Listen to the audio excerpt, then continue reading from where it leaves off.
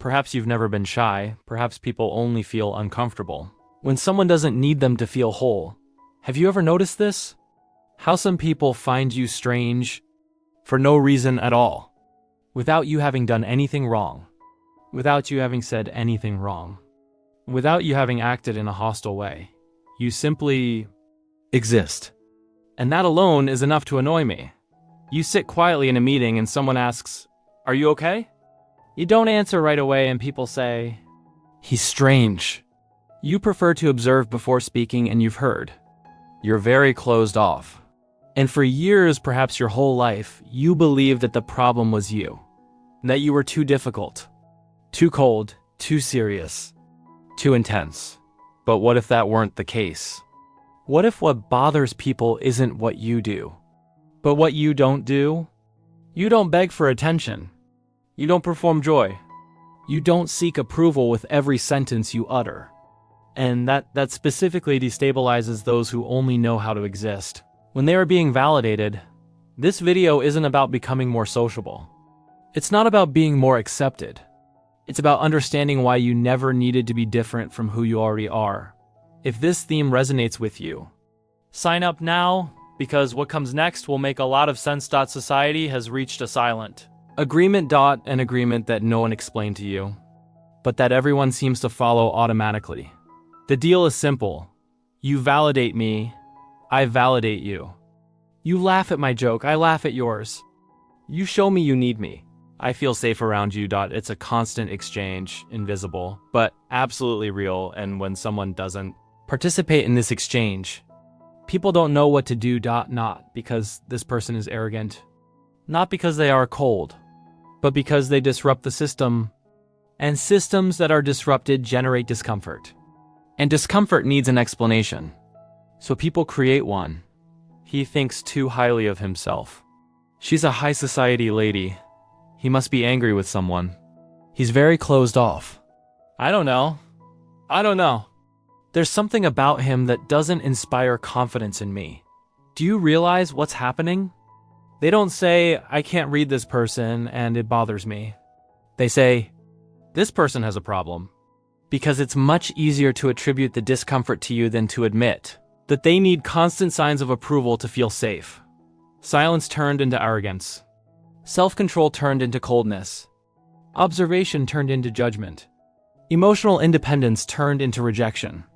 Social selectivity turned into superiority. And you, who never wanted any of this, spent years carrying labels that were never yours. How many times have you forced yourself to say more than you wanted to, just to seem less intimidating? How many times have you feigned enthusiasm you didn't feel, just to avoid being called antisocial? How many times have you diminished yourself so that others could feel greater? This has a name. It's not shyness. It's forced adaptation. It's the constant effort of an emotionally self-sufficient person trying to fit into a world that functions through mutual emotional dependence. And the worst part of all this? You've probably spent years thinking that you were the problem, that there was something wrong with the way you were, that you needed to fix yourself, to open up more, to be lighter, easier, more approachable. But the truth is different. The truth is that people accustomed to, constantly seeking validation, don't know what to do with those who don't seek anything from them. And what people can't control, they call a problem. If you recognize yourself in this, comment below with a word that describes how you felt reading this. And leave a like. That tells me I should continue making content like this. Something happens when an emotionally stable person enters a social environment, something she rarely notices, but that others sense immediately. She's not asking for anything. And that is deeply unsettling. Think about it. Most social interactions work like this. Someone speaks, expects a reaction. Someone makes a joke, expects a laugh. Someone shares an opinion, expects agreement. It's a cycle of offer and validation, constant, automatic, almost unconscious. And when you don't feed that cycle, the person on the other side starts to feel strange. Not because you did something, but because you didn't do what they expected. And then comes the question you've heard more times than you should. Are you well? You are fine. You were just quiet. But silence for someone who needs noise to feel safe always seems like a warning sign. Something specific happens to calm. People in environments filled with insecurity, they function like a mirror. When someone is constantly seeking validation and encounters a person who doesn't validate them, doesn't deny them, but simply remains, that person begins to see themselves. And what they see isn't always comfortable. Her peace reveals her anxiety. Her silence reveals her need to speak.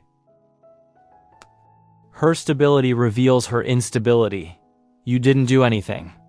You just existed the way you are, but existing in a balanced way within an unbalanced environment is, in itself, a destabilizing act. And at work, this becomes even more evident. You don't participate in gossip. You don't fuel drama. You don't feign enthusiasm in pointless meetings. You deliver what you need to deliver and don't feel the need to turn it into a social spectacle. And you know what happens? Someone calls you difficult. Someone says you're too much of a loner. Someone comments behind the scenes that you don't fit in. Not because you failed at something, but because you refused even unconsciously to participate in the collective performance. Environments that function through mutual validation see those who don't validate as a threat. Not a real threat. A threat to the system, to the unspoken agreement, and there's a specific moment that almost everyone watching this has already experienced. You are in a group, quiet, processing. Everything around you with a depth that most people don't even realize is possible. And someone is trying to provoke you. A joke pushed to its limits. A comment designed to see your reaction. A situation created specifically to throw you off balance and you don't react. Not because you didn't notice. You noticed everything. Every detail. But you chose not to feed into it. And this silent choice causes more discomfort than any reaction you might have. Because people who try to provoke an emotional reaction in others need that reaction to feel in control. When you don't offer it, they lose their footing. And here comes the most unfair label of all. That one is cold. Cold. As if self-control were an absence of feeling. As if emotional depth were indifference. As if thinking before reacting were a factory defect. The truth that nobody told you is this: you're not cold. You're selective. You are not arrogant. You are self-sufficient. You're not difficult.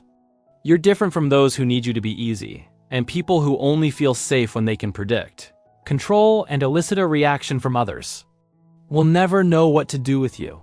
Not because you are inaccessible, but that's because you're not desperate to be reached. There comes a time in some people's lives when something changes. It's not a conscious decision. It's not a dramatic turnaround. It's something more silent than that. It's the moment when you stop trying to explain who you are to those who never wanted to understand. Stop apologizing for your silence. Stop faking enthusiasm that doesn't exist. Stop softening your presence so that others feel more comfortable around you. And that exact moment is what the people around interpret as arrogance, but it's not arrogance. It is the absence of despair. And there's a huge difference between someone who thinks they're superior and someone who has simply stopped begging for approval. A difference that those who still depend on constant validation rarely manage to see. You've spent years being misread. By teachers who called your silence disinterest. By colleagues who called your observation judgment. By people who mistook your peace for distance. By environments that expected a performance from you that you were never able to convincingly feign. And at some point you started to believe them. He began to think that there was something fundamentally wrong with the way he existed. That he was too complex, too intense, too closed off. That he needed to fix himself. But what needed fixing was never you. It was the narrative that others created about you, so they wouldn't have to face their own discomfort. Because it's much easier to call someone arrogant than to admit, this person doesn't need me and that scares me. It's much easier to call someone cold than to admit, I can't manipulate this person emotionally, and that makes me lose control. It's much easier to call someone difficult than to admit, this person isn't going to diminish themselves to make me feel bigger. You were never the problem. You were the mirror, and mirrors are annoying. They always have been, not because they show something wrong, but because they show something true. Their stability reveals the instability of others. Their silence reveals the need for noise in others. Their independence reveals a dependence that others have not yet had the courage to face. You don't do this on purpose. You simply exist. And to exist fully in a world that functions through emotional fragmentation is, in itself, an act that few can sustain. Perhaps you've never been shy. Perhaps you've simply stopped or never even started performing out of necessity. And people who are used to constant validation really don't know what to do with it. They don't know how to categorize you, how to predict you, how to influence you. And what cannot be influenced is frightening, but that fear was never a problem for him to solve. You function differently, not better, not worse. Unlike those who need noise to feel present, unlike those who need a reaction to feel powerful, unlike those who confuse silence with emptiness when in fact, silence has always been where you think best, feel most deeply, and exist most honestly.